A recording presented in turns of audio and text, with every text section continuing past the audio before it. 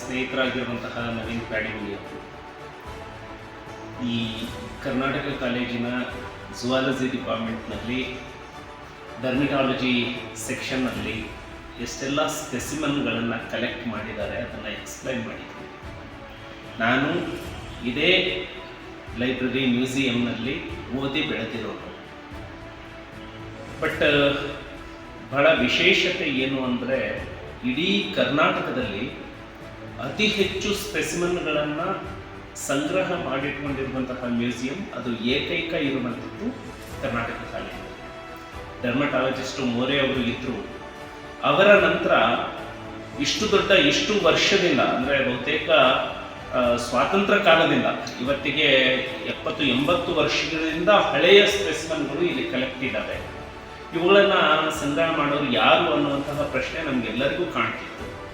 So ಮಾನ್ಯ ಸ್ನೇಹಿತರಾದ ನವೀನ್ ಅವರು MSc ಮುಗಿಸಿದ ತಕ್ಷಣ ವಾಲಂಟರಿಯಾಗಿ ಈ ಜವಾಬ್ದಾರಿಯನ್ನು ಇಲ್ಲಿ ತೆಗೆದುಕೊಂಡ ಮೇಲೆ ಆ ನಿಶ್ಚಿಂತೆ ಇದಾಗಿದೆ. ಇಲ್ಲ ಅಂದರೆ ಈ ಡರ್ಮಟಾಲಜಿ ನಾಲೆಡ್ಜು ಅದು ಎಕ್ಸ್ಟೆಂಟ್ ಅದೇ ಅಳಿದು ಹೋಗುವಂತಹ ಸ್ಥಿತಿಯಲ್ಲಿ ಇತ್ತು. ಸೊ ನಾನು ಪ್ರತಿಯೊಬ್ಬ ಸೈನ್ಸ್ ವಿದ್ಯಾರ್ಥಿ ನೋಡಲೇಬೇಕಾದಂತಹ ಮ್ಯೂಸಿಯಂ ಇದು. ಇದರಲ್ಲಿ ಸುಮಾರು 4-6 ಮೆದುಳುಗಳು ಇರುವಂತಹ ಪ್ರಾಣಿಯ ಸ್ಪೆಸಿಮನ್ ಇದೆ. 2 ಡೈಜೆಸ್ಟಿವ್ ಸಿಸ್ಟಮ್ ಇರುವಂತಹ ಪ್ರಾಣಿ ಸ್ಪೆಸಿಮನ್ನು ಇಲ್ಲಿ ಇದೆ. ಸೊ ಎಲ್ಲ ವಿವಿಧ ಸ್ಪೆಸಿಮನ್ಗಳನ್ನು ಅಭ್ಯಾಸ ಮಾಡಬಹುದು.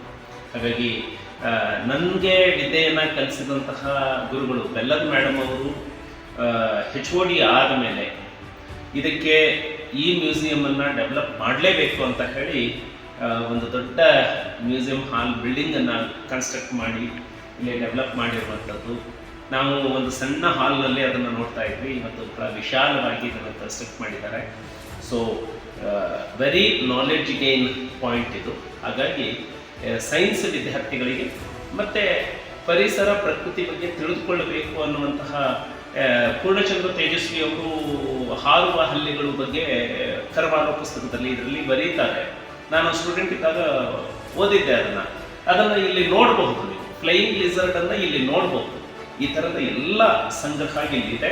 ಹಾಗಾಗಿ ಇದನ್ನು ಬಹಳಷ್ಟು ಚೆನ್ನಾಗಿ ಮೇಂಟೈನ್ ಮಾಡ್ತಾ ಇರುವಂತಹ ನವೀನ್ ಅವರಿಗೆ, ಈ ಕಾಲೇಜ್ ಸಿಬ್ಬಂದಿಯವರಿಗೆ ಎಲ್ಲರಿಗೂ ಕೂಡ ನಾನು ಅಭಿನಂದನೆ ಸಲ್ಲಿಸ್ತೇನೆ.